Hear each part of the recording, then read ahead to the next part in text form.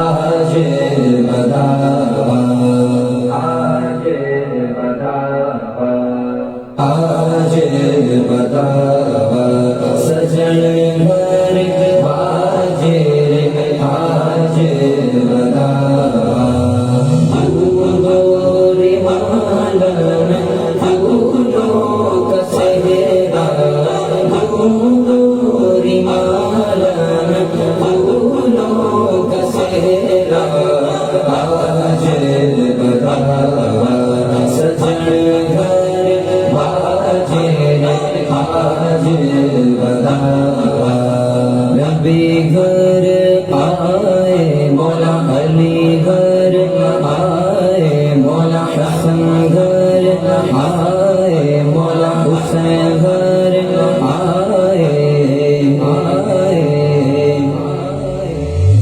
آج بداوا سجن گھر باجے آج بداوا کل عالم میں دھوم مچی ہے کل عالم بابا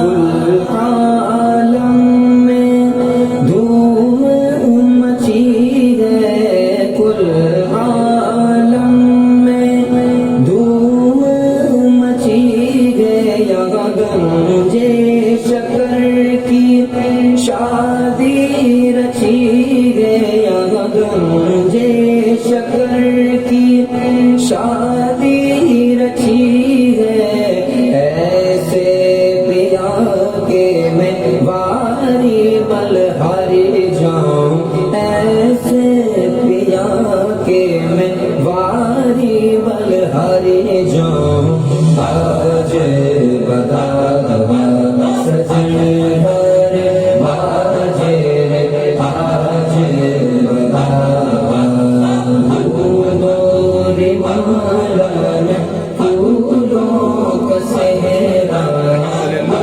للہ رب العالمین والعاقبۃ للمتقین والصلاة والسلام علی سیدنا و سید الانبیاء والمرسلین وعلی آلہ الطیبین الطاہرین واصحابہ الاکرمین واولیاء امتہ اجمعین اما بعد۔ تمام تعریفیں اللہ رب العزت کے لیے ہیں جو تمام جہانوں کا پرورش کرنے والا ہے۔ لاکھوں درود و لاکھوں سلام ہوں سرور عالم صلی اللہ علیہ وسلم پر، آپ کے آل اولاد صحابہ اکرام اہل بیت اور اولیاء امت پر اللہ تعالیٰ بے شمار رحمتیں برکتیں نازل فرماتا رہے۔ معزز مکرم سامعین و ناظرین اکرام، سلطان المشائخ خواجہ خواجگاں سرکار عالم پناہی نظام الدین اولیاء محبوب الہی رحمۃ اللہ تعالیٰ علیہ کی ذات قدسی صفات صف اولیاء میں ایک خصوصی امتیاز اور شان کی حامل رہی، اور جس طرح سے آپ کی تعلیمات کو اور آپ کے ملفوظات و ارشادات اور آپ کے حالات زندگی کو جس اہتمام کے ساتھ جمع کیا گیا اور جس محبت کے ساتھ اس کو پھیلایا گیا، اس کی مثال دیگر بزرگوں کی سوانے میں ہمیں بہت کم ملتی ہے۔ سلطان المشائخ نظام الدین اولیاء محبوب الہی کو بابا حضور گنج شکر نے اپنی روحانی خلافت سے سرفراز فرمایا تھا۔ وہ ولایت ہندوستان کے سلطان تھے، چشتیہ سلسلے کے وہ امانتوں کے وارث رہے، اور انہوں نے اپنے شیخ سے جو نعمتیں حاصل کیں وہ زندگی بھر اپنے دونوں ہاتھوں سے لوگوں پر لٹاتے رہے۔ ہر گھڑی ہر لمحہ کوئی ایسا شخص نہ ہوتا جو ان کے در سے محروم جاتا۔ نہ صرف دیار ہند بلکہ قوام العقائد کا ہم مطالعہ کرتے ہیں تو یہ بات بھی روز روشن کی طرح عیاں ہوتی ہے کہ اقطاع عالم میں پھیلے ہوئے کئی اکابر بزرگوں نے آپ کی خدمت میں حاضری دی اور فیض حاصل کیا، اور جو لوگ حاضر نہ ہو سکے انہوں نے اپنی اولاد کو، اپنے بیٹوں کو، اپنے مریدوں کو آپ کی خدمت بابرکت میں روانہ کیا تاکہ وہ حضرت محبوب الہی سے اکتساب فیض حاصل کر سکیں اور روحانی نعمتیں حاصل کر سکیں اور سعادت دارین انہیں ملے۔ اب یہاں پر بہت ساری ایسی واقعات حضرت شیخ العارفین خواجہ قوام الدین چشتی رحمۃ اللہ علیہ لے کر آتے ہیں۔ ہم 35ویں حکایت کی طرف آتے ہیں کہ جس میں واقعہ ہے کرمان کے ایک بزرگ کا جو صاحب نعمت تھے اور اس علاقے کے مشائخین میں سے تھے۔ اب اس زمانے میں مشائخ میں سے تھے کہنا یہ بات ہے کہ وہ اس دور کے اکابر اولیاء اللہ میں سے تھے، یعنی بہت بڑے بزرگ تھے، کرمان کے بہت بڑے شیخ تھے، بزرگ تھے، صاحب نعمت تھے، اور ہزاروں لوگ ان سے نسبت رکھتے تھے، تعلق رکھتے تھے۔ ان کا ایک بیٹا تھا، صاحبزادے فرزند جو تھے ان کے، اپنے والد کے حکم سے وہ دہلی میں حضرت شیخ کی خدمت میں حاضر ہوئے، یعنی محبوب الہی کے پاس آئے۔ یہ جوان مشغولی اور صاحب ریاضت تھا، یہ خود جو ہے مجاہدہ کرنے والا، مشغولی رکھنے والا اور کثرت سے مجاہدہ اور ریاضت کرنے والا تھا۔ ایک ریاضت تو اس کی یہ تھی کہ کم و بیش 6 مہینے تک وہ شیخ کی خدمت میں رہے۔ راتوں کو لوگ اسے ڈھونڈتے تو کبھی اسے کسی نے رات کو زمین پر لیٹے ہوئے نہ دیکھا، یعنی وہ تمام اوقات عبادت میں رہتے، کسی نے سوتے ہوئے نہیں دیکھا۔ 6 مہینے جو ہے محبوب الہی کے آستانے پر ان کی بارگاہ میں، ان کی خانقاہ میں رہے، لیکن کبھی کسی نے انہیں سوتے ہوئے نہیں دیکھا۔ 6 مہینے وہ ہمیشہ ریاضت اور عبادت کرتے۔ اس کی بنا پر جو ہے حضرت شیخ اس پر بہت کرم اور شفقت فرماتے اور جلدی جلدی اپنے حضور میں طلب کیا کرتے، یعنی بار بار خاص حاضری کا موقع انہیں عطا فرماتے کہ یہاں پر طلب تھی اور مجاہدہ تھا، ریاضت تھی، تمام چیزیں تھیں، تو حضرت شیخ بھی جو ہے عطا کرنے میں انہوں نے کوئی کمی نہ کی ان کے لیے۔ یہاں تک کہ وہ نوازشیں ہوتی رہیں، 6 مہینے گزر گئے اور جلدی جب اپنی حضور میں طلب کیا کرتے اسے نوازتے، یہاں تک کہ ان کا گھر جانے کا واپس ارادہ ہوا۔ اب وہ اپنے مکان پہ جانا چاہتے تھے واپس۔ شیخ کے سامنے آیا، گزارش کی کہ اگر بندہ فرمان ہو تو اپنا گھر چلا جائے۔ محبوب الہی نے فرمایا اچھی بات ہے۔ وہ اجازت طلب کرتے ہیں اپنے گھر جانے کی، اپنے مقام جانے کی، کرمان کو، اور کہا کہ تم شہر کے دوسرے بزرگوں سے بھی ملو۔ اور اس مدت میں یہ نوجوان کسی وقت بھی کام سے شیخ کے گھر سے باہر نہ نکلا، بس صرف وضو کے لیے جاتا اور خدمت شیخ میں۔ فرمایا کہ شہر کے بزرگوں سے ملو گے؟ تو اس نے کہا جی نہیں۔ اب یہاں پر جو ہے وہ 6 مہینے رہے لیکن کسی سے انہوں نے ملاقات نہ کی۔ 6 مہینے میں دہلی میں اس وقت جو ہے اچھے بڑے بڑے صاحب سجادہ بزرگ تھے، لیکن اس کے باوجود وہ کسی کے پاس نہیں گئے، صرف محبوب الہی کے پاس رہے۔ اور جب جانے کا وقت آیا تو انہوں نے کہا کہ وہ صرف وضو کے لیے باہر جاتے، خانقاہ کی وضو کرنے کے لیے، ضروریات سے فارغ ہونے کے لیے ہی جو ہے باہر جاتے، باقی وقت تمام جو ہے حضرت کی شیخ کی خانقاہ میں وہ گزارتے۔ لہٰذا کہا کہ کسی سے نہیں۔ اس کا راستہ ادھودن اور ملتان اور اوچ سے ہوتا تھا۔ شیخ نے فرمایا ادھودن جاؤ گے تو شیخ علاؤالدین سے ملو گے، بابا حضور گنج شکر کے جو ہے صاحبزادے علاؤالدین موج دریا رحمۃ اللہ علیہ۔ کہا کہ جب ادھودن جاؤ نا حضرت علاؤالدین سے ملتے جانا، اور دوسرے بزرگ بھی جو تمہارے راستے میں انہیں بھی دیکھو گے، یعنی جب جاؤ گے تو کسی علاقے سے وہاں کے بزرگوں سے بھی ملاقات ہوگی۔ تو انہوں نے کیا کہا؟ انہوں نے عرض کی کہ خیر خواجہ، میرا یہاں آنے کا مقصد خواجہ کی قدم بوسی کرنا تھا، میں جو یہاں پر آیا ہوں آپ کی قدم بوسی کے لیے آیا ہوں، وہ سعادت مجھے نصیب ہو گئی ہے، میری اور کوئی غرض نہیں، سیدھے اپنے گھر جاؤں گا۔ کہا کہ میں کسی سے نہیں ملوں گا، کوئی شہر آئے کوئی علاقہ آئے، سیدھے مجھے تو اپنے گھر جانا ہے، کیونکہ میرے والد جو اس علاقے کے شیخ ہیں، جو اس علاقے کے پیر تھے وہاں کے، ان کا حکم یہی تھا کہ بیٹے دہلی میں شیخ الاسلام نظام الدین صاحب ولایت اور بڑے عالی مرتبت بزرگ تشریف فرمائے، تم وہاں جا کر چند روز ان کی نظر کے سامنے رہو۔ اللہ اکبر، دیکھ رہے ہیں آپ کیا مقام و مرتبہ ہے۔ کہہ رہے ہیں کہ جا کر کچھ کرنا نہیں بلکہ ان کی نظروں کے سامنے رہنا، ان کو دکھتے رہو، نظروں کے سامنے رہو، شاید ان کی نگاہ کی برکت سے تمہارا کام حصول مراد پہنچ جائے اور تم کوئی نعمت حاصل کر سکو۔ وہ خود صاحب ریاضت تھے، نوجوان تھے، بہت مجاہدہ کرتے تھے۔ انہیں بھجایا کس لیے گیا تھا؟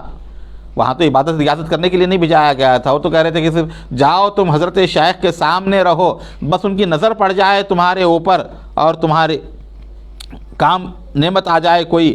میں اپنے والد کے حکم سے یہاں آیا ہوں اور چند روز خود کو خواجہ کی زیر نگرانی رکھا، اب آپ کا حکم ہو جائے تو واپس جاؤں گا اور اپنے والد کی قدم بوسی کی سعادت حاصل کروں گا، آپ اجازت دے رہے تو جاؤں گا، والد سے ملوں گا۔ محبوب الہی اس کی باتوں سے بہت خوش ہوئے، فاتحہ پڑھی، اس کے حق میں دعا کی اور فرمایا جاؤ سلامتی کے ساتھ پہنچو گے اور سلامتی سے رہو گے، اپنے والد کو ہمارا سلام اور دعا کہنا اور ہماری جانب سے بہت پوچھنا، یعنی خیریت دریافت کرنا، ہماری طرف سے بھی جو ہے انہیں سلام دعا وغیرہ پہنچانا اپنے والد کو۔ وہ زمین بوس ہوئے اور تشریف لے گئے۔ تو اب اندازہ لگائیں کہ کہاں کہاں سے جو ہے لوگ آتے تھے۔ شیخ ماہن بوندی بڑے بزرگ تھے، صاحب نعمت تھے، خلق کے درمیان ان کے کشف و کرامت بہت ظاہر ہوئی، یعنی مخلوق میں چرچا تھا ان کی کرامتوں کا، جو بھی آتے ان سے فیضیاب ہوتے۔ حضرت شیخ ماہن رحمۃ اللہ علیہ وہ کبھی کبھی شیخ سے التجا کیا کرتے اور اپنا آدمی بھیجتے تھے کہ میں آپ سے محبت کرنے والا، آپ کا مخلص اور گدا ہوں، آپ سے کچھ بھیک چاہتا ہوں، آپ کے پاس بہت سی نعمتیں ہیں، اگر میرے حال پر بھی ایک نظر فرما دیں تو اس میں کیا کم ہو جائے گا۔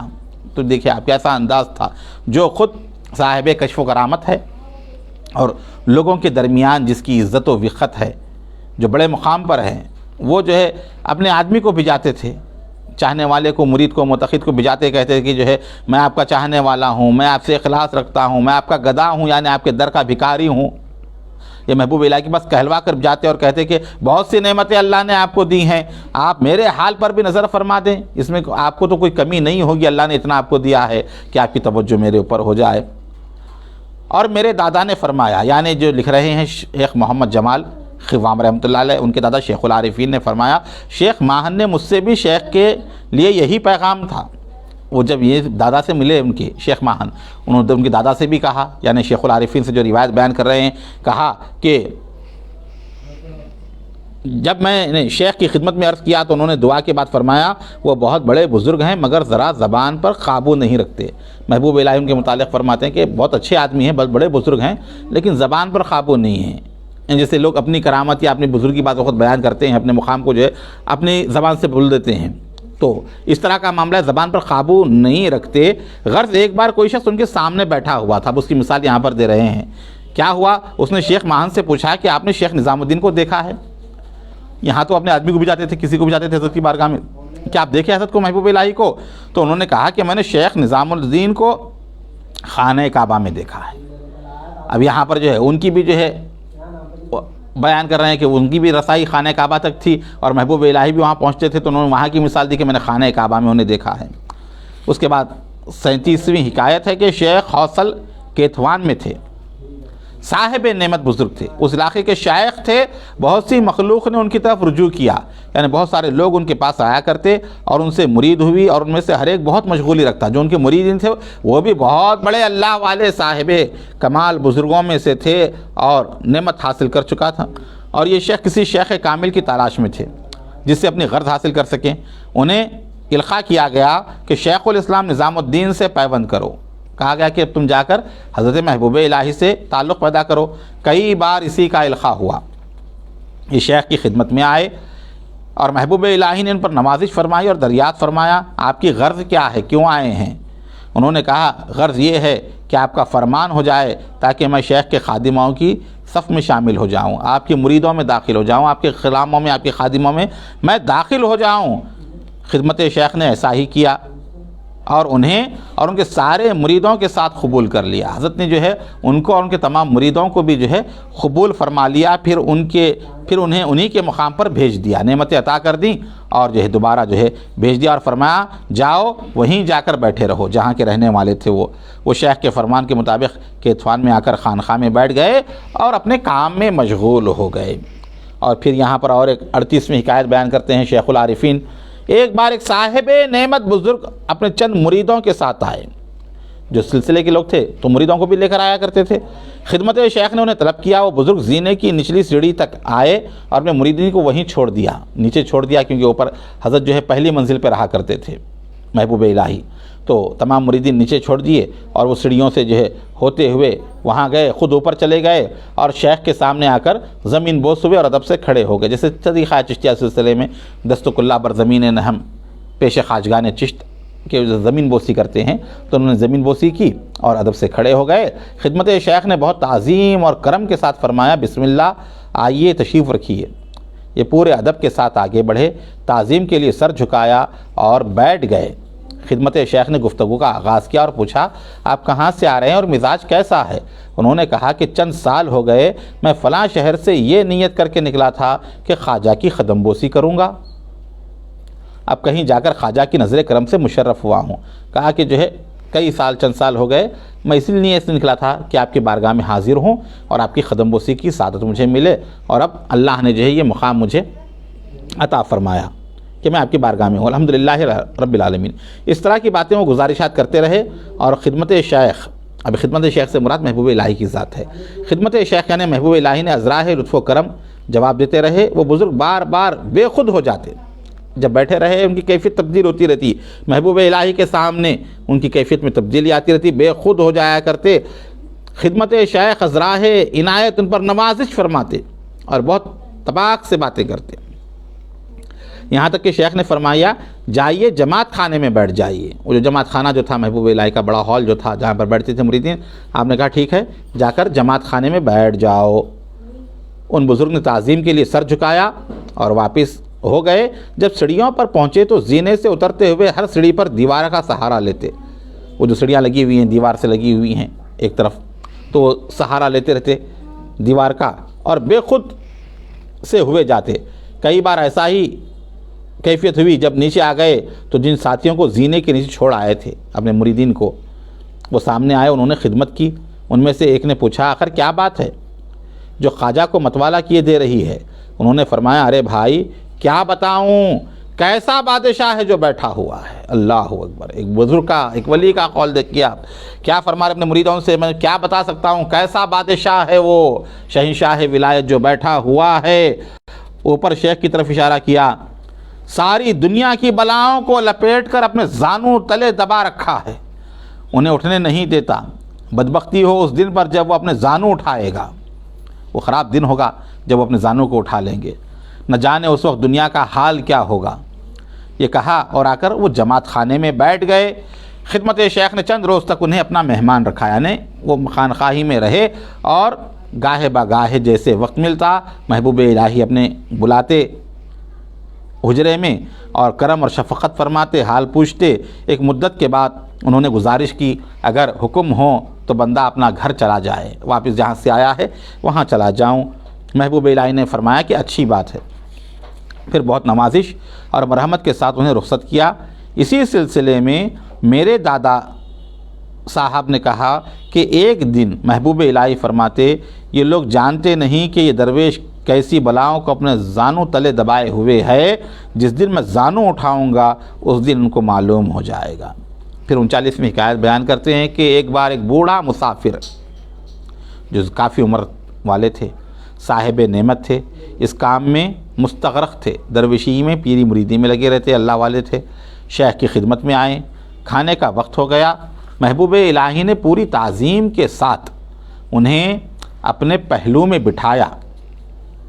وہ اس وقت کے ہر علاقے کے درویشوں کی باتیں کر رہے تھے، ہر مقام پہ جہاں جہاں اللہ والے تھے ان کی باتیں کر رہے تھے، حتیٰ کہ انہوں نے کہا خواجہ آپ کی قدر یہ لوگ جو بیٹھے ہوئے ہیں کیا جانیں، جو آپ کے ساتھ بیٹھے ہوئے ہیں، آپ کی مجلس میں بیٹھے ہوئے ہیں، انہیں تو آپ کی قدر و عزت معلوم ہی نہیں ہے۔ آپ کی قدر تو میں جانتا ہوں کہ 12 سال سے اپنے گھر سے نکلا ہوا ہوں، ایک شہر سے دوسرے شہر اور ایک اقلیم سے دوسری اقلیم میں سرگرداں ہو کر گھومتا پھرتا ہوا، تب کہیں اس وقت یہ سعادت حاصل ہوئی کہ آپ کے حضور میں باریاب ہوا ہوں۔ اللہ اکبر، اندازہ لگائیں 12 سال تک جنہوں نے سفر کیا اور علماء سے اور صوفیاء سے ملاقات کی، وہ آخر میں محبوب الہی کے حضور حاضر ہوئے اور کہا کہ اب مجھے آپ کے حضور میں باریابی ہوئی ہے، اس صورت میں آپ کی قدر میں جان سکتا ہوں، یہ لوگ کیا جانے جو ہر روز آپ کو دیکھتے ہیں۔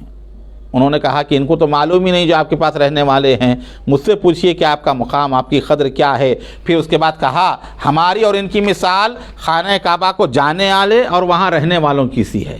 وہ کہتے ہیں کہ میری اور ان کی مثال کیسی ہے کہ خانہ کعبہ میں جو رہتے ہیں لوگ مکہ مکرمہ میں، انہیں خانہ کعبہ کی قدر نہیں ہوتی، وہ ہمیشہ وہیں پر رہتے ہیں، ہاں جو جاتا ہے اس کو قدر ہوتی ہے۔ تو کہا کہ یہ لوگ ایسے ہیں جو خانہ کعبہ میں رہنے والے ہیں، مکہ مکرمہ میں رہنے والے ہیں، انہیں کیا معلوم کہ آپ کیا ہیں، میں تو ایسا ہوں جیسے حاجی جاتا ہے تو اسے قدر ہوتی ہے مکہ معظمہ کی، اس مقام کی حرمت اور عظمت کو جو ہے وہ کس طرح جو ہے دیکھتا ہے۔ ہاں جس کے فاروق اعظم فرماتے تھے حج ہونے کے بعد لوگوں کو واپس بھیجتے تھے، کہا رہنے کی ضرورت نہیں ہے مکہ مکرمہ میں، کیوں؟ وہاں اگر رہیں گے زیادہ دیر تو جو ہے اس کی عظمت و وقت اتنی برقرار نہیں رہتی جتنی دور رہنے والے کو ہوتی ہے۔ تو فرمایا کہ یہ لوگ آپ کی عزت و قدر کیا جانیں۔ محبوب الہی نے ان پر نوازش فرمائی اور عذراء کرم کی خیر خبر پوچھتے رہے، چند روز اپنی خانقاہ میں ان کو مہمان رکھا۔ کچھ مدت کے بعد ان بزرگ نے سفر کی اجازت طلب کی، محبوب الہی نے بھی ان کو وداع کر دیا۔ اب اس کے بعد اسی طرح کی اور 4-5 شکایتیں ہیں، یہ مختلف ممالک اور مختلف جو ہے علاقوں کے جو لوگ ہوا کرتے تھے تو ان کے بارے میں ہیں۔ اس ضعیف کے دادا نے فرمایا، یعنی شیخ العارفین نے، جب ہم یمن میں پہنچے، اب ان کا خود واقعہ ہے، ملک یمن جب گئے یہ حج کے لیے جا رہے تھے، یمن میں پہنچے تو حج کا وقت بہت نزدیک آ چکا تھا۔ میں نے خیال کیا شاید ہم وقت پر نہ پہنچ سکیں گے، یعنی جائیں گے تو حج کا وقت گزر جائے گا، وقت پر نہیں پہنچ سکیں گے، اسی لیے اسی جگہ رہیں اور یمن کے بزرگوں کی زیارت کریں۔ تو انہوں نے کیا کیا، حج کو جانا روک دیا، کیونکہ جائیں گے تو پہنچیں گے نہیں حج تک، تو وہیں پر یمن میں رہ کر بزرگوں کی زیارت کریں گے۔ یہ بات میں نے اپنے ساتھیوں سے کہی، ان میں سے چند لوگوں نے یہ منظور کر لیا اور اس سال جہاں کہیں بھی کوئی بزرگ تھا ہم اس کی زیارت کے لیے نکلے۔ وہاں پر پورے علاقے میں جو بزرگان دین تھے ان کی زیارت کو گئے۔ اس زمانے میں شیخ عمر ناہاری ملک یمن میں بہت بڑے بزرگ تھے، چنانچہ ان کے کشف و کرامات اور ان کی بزرگی کی شہرت ساری دنیا میں پھیلی ہوئی تھی۔ اب اندازہ لگائیں کہ کیسے صاحب نعمت اور صاحب کشف و کرامات کے پوری دنیا میں اس دور میں پھیلنا شہرت بہت بڑی بات ہے۔ آج کل تو سوشل میڈیا کے ذریعے، انٹرنیٹ کے ذریعے تو جو ہے ایک سیکنڈ میں کوئی بات بھی دنیا میں پہنچ جاتی ہے، لیکن اس دور میں جب کہ کوئی ذرائع نہیں تھے، ایسے وقت میں کسی کی دنیا بھر میں شہرت ہونا بہت بڑا معاملہ تھا۔ تو وہاں پر کہتے ہیں کہ پوری دنیا میں شہرت پھیلی ہوئی تھی، بادشاہ، علماء، مشائخ اور ان کے علاوہ بھی ساری خلق ان سے عقیدت رکھتی تھی، یعنی ہر کوئی ان سے محبت اور عقیدت رکھتا۔ ان کا تکیہ یعنی رہنے کا مقام، فقیروں اور درویشوں کی جو رہنے کا مقام ہوتا ہے اسے تکیہ کہا جاتا ہے۔ ان کا تکیہ یمن کی پہاڑیوں میں ایک اجاڑ جگہ پر تھا۔ ہم 6 درویش ان کی خدمت میں حاضر ہوئے، انہوں نے عذراء کرم ہم سب کو گلے لگایا اور خیریت پوچھی۔ ہم چند روز ان کے حضور میں رہے۔ ان کی بیٹھک تکیہ دیوار کے 2 پالیوں پر ہوتی تھی، اس طرح بیٹھے ہوئے تھے۔ انہوں نے ہمارے ایک بڑے ساتھی کی طرف رخ کر پوچھا، تم کہاں سے آئے ہو؟ انہوں نے کہا کہ میں شہر دہلی سے تعلق رکھتا ہوں۔ پھر دوسری کی جانب رخ کیا، اسی طرح ہر ایک سے پوچھتے رہے، یہاں تک کہ مجھ دعا گو تک یعنی شیخ العارفین خواجہ خوام الدین چشتی رحمۃ اللہ علیہ سے پوچھا کہ تم کہاں سے آئے ہو؟ بندے نے کہا دہلی سے۔ پھر فرمایا کس سے بیعت ہو، کس کے مرید ہو؟ میں نے کہا شیخ الاسلام نظام الدین کے خدمت گاروں میں سے ہوں، یعنی ان کا مرید ہوں، خادم ہوں۔ جب میں نے یہ کہا تو انہوں نے چند بار گرم سانس بھری اور بے خود سے ہو گئے، پھر کچھ دیر تک دیوار سے ٹیک لگائے رہے، پھر ذرا سنبھلے اور فرمایا تم نے کیا کہا؟ میں نے کہا میں شیخ الاسلام نظام الدین کے خادموں میں سے ہوں۔ انہوں نے پھر ایک نعرہ مارا اور بے خود ہو گئے اور کچھ دیر کے بعد سنبھلے۔ اسی طرح چند بار وہ پوچھتے ہیں کہ تم نے کیا کہا، تم نے کیا کہا، تم نے کیا کہا۔ وہ بار بار کہتے کہ میں شیخ الاسلام نظام الدین اولیاء کے خادموں میں سے ہوں، میں شیخ الاسلام نظام الدین اولیاء کے خادموں میں سے ہوں۔ اور یہ حضرت کا نام نامی اس میں گرامی سن کر بے خود ہو جاتے، ایک دیوانہ وار کیفیت ان کے اوپر جو ہے طاری ہو جاتی اور بے ہوش ہو جاتے۔ میں بار بار حضرت کا نام لیتا، ہوش میں آتے اور پھر ہر بار کہتے واللہ ملیح یا اخی، خدا کی قسم، خدا کی قسم، بہت خوب بھائی، بہت خوب بھائی، یعنی بہت بڑی بات ہے کہ تم حضرت کے مریدوں میں سے ہو۔ میں نے یہ قصہ اس لیے سنایا تاکہ تم جان سکو کہ اولیاء اللہ کا نام ہی سننے سے اولیاء اللہ کو راحت نصیب ہوتی ہے۔ ایک دوسرے کی بزرگی کی قدر وہی جان سکتے ہیں، یعنی اللہ والوں کا مقام کیا ہے یہ تو اللہ والے ہی سمجھ سکتے ہیں۔ وہ محبوب الہی کو دیکھے نہیں لیکن صرف ان کا نام سن کر ان کے اوپر جو کیفیت طاری ہو رہی تھی، کہتے ہیں کہ اللہ والوں کو اللہ والوں کے ذکر سے راحت ہوتی ہے۔ جو اللہ والا ہوتا ہے نا، اس کے سامنے اللہ والوں کا ذکر ہو تو اس کو راحت ملتی ہے، اس کو جو ہے سکون ملتا ہے، تو بار بار پوچھتے رہے محبوب الہی کا نام نامی اسم گرامی لیتے رہے، اور وہ فرماتے ہیں کہ جو ہے ان کی بزرگی وہی جان سکتے ہیں۔ اولیاء اللہ کا مقام و مرتبہ اولیاء جان سکتے ہیں، ولی را ولی می شناست کہا جاتا ہے، ولی کو ولی ہی پہچانتا ہے۔ لوگ کہتے ہیں ولی اللہ نہیں رہے، کہ خود ہی جو ولی نہ ہو تو اسے کہاں ملیں گے اولیاء اللہ؟ جو خود مقام ولایت پر تو وہ اس کو معلوم پڑے گا کہ کون ولی ہے، کون اللہ کا محبوب بندہ ہے۔ تو یہ اللہ والوں کی جو ہے کیفیت، یہ محبوب الہی کے نام مبارک کا اثر کہ وہ بار بار بے خودی کی کیفیت جو ہے ان کے اوپر طاری ہوتی ہے۔ سلسلہ چل رہا ہے انشاءاللہ تعالی، اللہ کی توفیق سے آگے کی آیتیں بیان کی جائیں گی۔ اللہ تعالی ہم تمام کو بزرگان دین کے ذکر کی برکتوں سے مالا مال فرمائے، اور اللہ تعالی ہم تمام کو ان کی سچی محبت، اطاعت، اتباع، پیروی نصیب فرمائے۔ وصلی اللہ تعالی علی خیر خلقہ سیدنا محمد وعلی آلہ وصحبہ اجمعین۔ الہی تابوت خورشید و ماہی، چراغ چشتیاں را روشنائی۔